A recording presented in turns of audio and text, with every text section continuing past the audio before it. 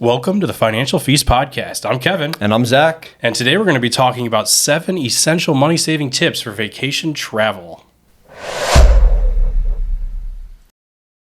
Welcome back, everybody. As you know, this is the Financial Feast, so we always start with a food question, but I'm going to switch it up a little bit today. I'm going to ask you a food question, and then I'm going to let you think about it. Okay. For the time that we're recording this podcast, and then we're going to come back to it after we get our topic, because I feel like this topic is important. This topic is fun. I want to get into the topic. Yes. But I also want to start with food because we like food. So, Food question. What is your favorite and least favorite pizza topping? So I want to know what your favorite and least favorite is. I will also answer this. And then I would like to know what everybody else thinks because I think this is kind of a divisive thing. Yes. Because my favorite is divisive. I know that for sure. So, all right. So today, like Kevin said, we're going to talk about 7 essential money-saving tips for your next vacation as you're talking about travel. We're excited about a few of these. And as you're listening, make sure you listen to the end because the 7th one that we're going to talk about before we get into the question about food is really, really cool. We're really excited about it. We're actually going to be utilizing it on our next vacation, and we'll talk about that. We'll get into it. Number one is skip lagging. Kevin. Oh. Have you heard of skip lagging before? So I had only just heard of it. I've never actually done it. I think for everyone else out there, why don't you go ahead and explain exactly what it is? Okay, so skip lagging is maybe a newer concept to a lot of you. Some of you may have heard it. Some of you may never have heard it, and right now you're a little confused with what I'm talking about. This is also called hidden city ticketing. So if you look up either one of them, you'll get the same concept. What it is, essentially, let's take a trip together. And we're all going to Paris, France, because it's wonderful and it's romantic, and that's fun. And let's say that we book a flight. If we book a flight and it's direct to Paris, it would cost us $600. I don't know, probably more than that. I don't know how much it costs to fly to Paris, but let's just say $600. What skip lagging is people are finding a ticket to a separate city that has a layover in their final destination city. Now, what I mean by that is in this scenario, you would buy a ticket to Frankfurt, Germany, and Frankfurt has a layover in Paris, France. And instead of getting on the second part of your flight, you're just going to get off in Paris, France. Now, why would somebody do that? Well, because you're saving money. That's why somebody would do that. So just for our understanding here, let's say the ticket to Paris was $600. These people are finding this other ticket to Frankfurt, Germany for $500. Now, it's no headache off their back, right? Because they're still going to Paris. They're just not getting on the second half of their flight, and they're saving $100. So this takes obviously a little bit of planning. Yes. Right? You got to make sure that your final destination is in the flight plan. It's going to be a layover part. But not only could this potentially save you some time, but it could definitely save you some money. So it's definitely something to think about. Yeah, and typically the savings are higher than just like $25, $50. It's enough of a savings to consider looking into it, and that's why it is getting more popular because the savings is good enough to where it might be worth doing that work and figuring that out. Yeah, and there's websites out there that actually do a lot of that work for you, where you don't have to be like, oh, how do I figure out what location to buy a flight to? There's places out there that will help you figure out where to go. Yeah. So that's number 1, skip lagging. Number 2, when you book, so we're talking mainly about flights, right? Booking a flight midweek, specifically Tuesday and Wednesday, and not holidays. It has been scientifically proven that if you book on Tuesday and Wednesday, it will be cheaper. Why that is, I can't answer. But Science is the reason. So it actually is true. Tuesday and Wednesday, booking the flight is cheaper. Number 3, finding a cheap flight and planning around it rather than a destination and hoping for a good flight. So this is a good one because what you can do is look at, if you're not sure where you really want to go and you're not set on a location, you can just say, where can I fly to for cheap? And then make an event out of that. Make a whole vacation off of that. That's a good way to do it if you're unsure of where to go, and then you can be assured that you'll get those cheap prices. Yeah, for sure, because what that does also is it opens up you to travel to places that perhaps you wouldn't have considered before. And there's really cool places all around the country, all around the world that I frankly, I might not really be on the top of my travel list, but if I were to go there, I'm sure I'd have a great time because there's a lot of great options out there. Yeah, 100%.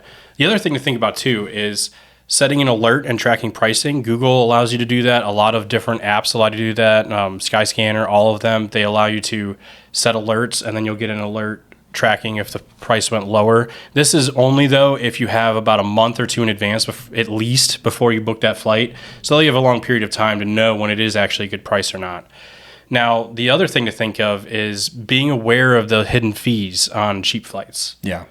Because there are certain airlines, right, that are more known to have some of those higher baggage fees, right, or higher picking your seat fees, or blah blah blah fees because they can charge, right? So just being aware on, I might be saving money on a flight because it's a cheaper flight, but once the fees start adding up, I might actually be paying more. So just being aware on what those fees are before you buy that flight, because you don't want at the end of the day to actually be paying more when you thought you were paying less. Yes, absolutely. So quick review. Number 1, skip lagging. Number 2, booking time. Book midweek, Tuesday, Wednesday if you can. Number 3, find the cheap flight. Plan around the cheap flight rather than the destination if you don't know where you're going. Number 4, be in private mode, aka incognito mode on Google Chrome, or a VPN when looking. Why do we say that? Cookies. Yes, cookies. Which brings us back to food, which is fun. But it's a different kind of cookie. It's not a fun cookie. It's not a fun cookie. No. What it actually is there's an algorithm out there for airlines that when it sees an increase of people looking for a specific flight, what it'll actually do is start to raise the rates of that flight. So some people might notice if they've looked up a flight and then they continually look up that flight throughout a week or 2 weeks and they're not sure if they're going to buy it, it might be going up, and it might convince them, oh, I better get it now because it's only going up. The actual reason why it's going up is because of you looking at that flight and the algorithm saying, okay, the more people that are looking at this flight, that means the demand is higher. Therefore, we need to raise the prices because we'll get that money. Yeah. So when you use incognito mode or a VPN, which is just a virtual private network, if you don't know what that is, it can be complicated, but you can pay for it. I don't know what that is, so don't go. Incognito mode on Google Chrome. That's what you want to do. Simple. Yeah. So do that because that will not allow cookies to track you. Therefore, the algorithm will not work. So that flight should stay even price. Yeah. And before we move on to number 5, this was number 4. Just remember, I think the real takeaway here is edible cookies good, virtual cookies bad. Yes. I think that's essentially what I got out of all you said. Yes. And then something about travel too, I think was included in that. But yeah, it was in there. Okay. It was in there. If you listened, it'll come up. It was in there somewhere. All right, number 5, right? This is an interesting one, and I think this goes more probably to when you're buying a rental car rather than when you're buying a flight. But it can probably go a little bit to a flight also, is buy ahead of time, shop around, and then also specifically is buy a refundable ticket when you can. And the reason that we say that is if you're buying ahead of time, you have opportunity for time for a sale. If you're shopping around, you're comparing different prices, so you're not just going to get locked into one thing. And then if you're buying a refundable ticket, specifically for a rental car, I would say, then you have the opportunity that if you bought it 3 months in advance, you can sit on that and you can go back once a week and just check those prices. And if that rental car goes down $50, you didn't buy something that you can't get your money back. You can just swap out the price, right? And still have the same car and save $50. Yeah. So that pre-planning is often very helpful. And just making sure that you're not locked into a price when you don't have to be. Now, sometimes the rental cars do offer you a little bit of a discount if you do an automatic buy now rather than paying later because they want to get your money for sure. But most of the time, it's like $7, $8. It's not that much more money to not do the buy now. And if you have the opportunity to potentially save $20, $30 because they might drop the price a little bit later, then that's probably well worth it for you. So also, in addition to that, studies show that Thursdays and Tuesdays are the best days to book and get your flight. And then also, just in addition to that, which is kind of going back to the midweek, every 4.5 days, price tickets, which is really interesting, actually change about 71 times, can fluctuate about $33 according to different studies. So just being aware that over a course of 4 different days, my flight ticket that I bought might go up $33 or it could go down $33. So just making sure that I'm not locked into a specific one. I might be able to, if I'm getting 4 people and it goes down $33, that's a significant amount of money that I can be saving. Yeah. So just making sure that you're making the plans to shop ahead of time, you're shopping around, and then you're getting refundable tickets when you can. Yeah, and that also goes back to even what we said before, set an alert and track pricing. Therefore, you don't have to look every 4.5 days and see how much has gone up and down. You just get that alert that'll tell you, and you're able to quickly know right away if it's a deal or not. So just keep that in mind. That's a really good tip. Number 6, use travel rewards. This one can be very big if you do it right. Yeah, for sure. And a lot of people do love this one. There are groups of people that are very, very active in the travel rewards community. Yes. Some people only travel on travel rewards. Yeah. Like it's literally can be that big. Yeah. So I guess what we mean by that, and a lot of people immediately might think of credit card points, maybe. You might have a travel rewards card. You might have one with a specific airline. You might have one with a specific company that gives you travel rewards that you can redeem through their site. There's so many different ways to do it. Yeah. But if you feel like you're going to be traveling a lot, and it might be worth you looking into the travel rewards, because if you're going to travel, say you're going to fly more than maybe 2 to 3 times a year, it's probably worth looking into, especially if you're going to use the same airline, but it's probably going to be worth looking into the rewards cards that you can get, because that you'll be able to get that third flight for free or at least a good price. Yeah, and if you have a larger family too, and you're going to be buying 5, 6, 7 tickets, it might be beneficial too, as opposed to a single person, right? Because you have a lot more that you're spending. So signing up and getting multiple rewards can really benefit you maybe significantly more. Because even if you do only travel 1 time a year, if you're buying 6 tickets, that could be a lot more of a reason to need those points. Yes. So I think, just before we go on, I think a real important point here, though, is we are very adamant about not going into debt. And the big thing about these travel rewards, since they're so connected to credit cards, we just really want to make sure that people aren't going into debt and buying things that they don't need, or not having a good plan to pay those things that you're buying off because you want to get the points, right? It's not worth saving money on a vacation with the points and going into debt at the same time. Yes, that, especially with that excuse of, well, I'm just saving for my vacation, but you're also nuking your own household basically with credit card debt. So just being careful on that. But that actually brings us to our most exciting one, number 7, that we're very excited about. Yeah, so I'm just gonna go through and just name them all one more time, just so everybody's on the same page, and then we'll get to this. So number 1 was skip lagging. Number 2, make sure you're booking midweek, specifically on a Tuesday or a Wednesday or a Thursday. And then don't book on holidays. Don't book on weekends, right? It's just going to be cheaper if you're booking in the middle of the week. Number 3 was find a cheap flight rather than a destination, right? Oftentimes, we live in Cleveland. You can say you come up with like ads and it says $69 flight from Cleveland to Orlando. Like, okay, well then I'll go on vacation to Orlando because it's going to cost me $69 instead of going to Boston, and it'll cost me $300, right? So finding the flight rather than the destination and kind of working off of that. Number 4 was being private mode or VPN. And remember the cookies? Bad cookies, all right? Yes. So being in private, so that way it doesn't automatically raise your prices. Number 5, shopping ahead of time. Being prepared, shopping around, getting a refundable ticket, all these different things. Number 6, travel rewards. And then number 7, one that we're super excited about, is Turo. Now, that is spelled Toro. And essentially, it's Airbnb for cars. Yes. So if you're not familiar with it, think Airbnb, because pretty much everybody's familiar with Airbnb, or VRBO. Yeah, that the other one. I was gonna say VPN because we were talking about that, but that's not that one. It's essentially that, but for cars, right? So you can go and somebody who owns a car, you can rent the car from that person. They have a travel insurance right on it. It's like it's a whole legitimate thing. It's been around for a number of years. It's not like this weird, sketchy thing. But you can get a car from somebody instead of a rental car company with the same kind of coverage that a rental car is going to give you from a company, and you can get it significantly less. So, for example, we are going to go with our wives in January to Orlando. to go to Disney and to go to Universal, and we're excited about it. It's very cool.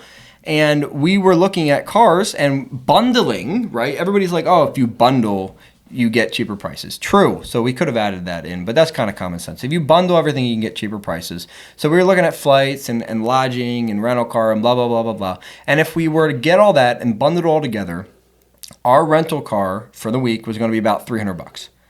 We went on to Turo, and the same kind of rental car, and we're not getting like super nice cars, right? We're getting pretty basic sedan that's just going to get us point A to point B.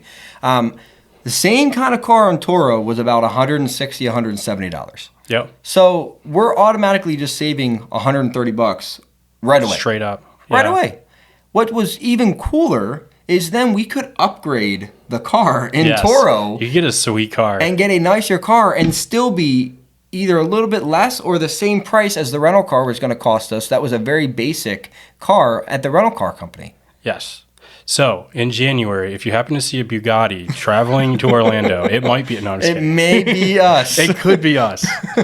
No, it's not quite that great. but we will not be it is getting good. a convertible because my wife won't do a convertible. Yeah, and plus most convertibles only have 2 seats, so Yeah, we need so 4. But Maybe a Bugatti. yeah, That'd be fun. that would be fun. But anyway, Turo, definitely worth checking out, especially for car rental, because seriously, it does save.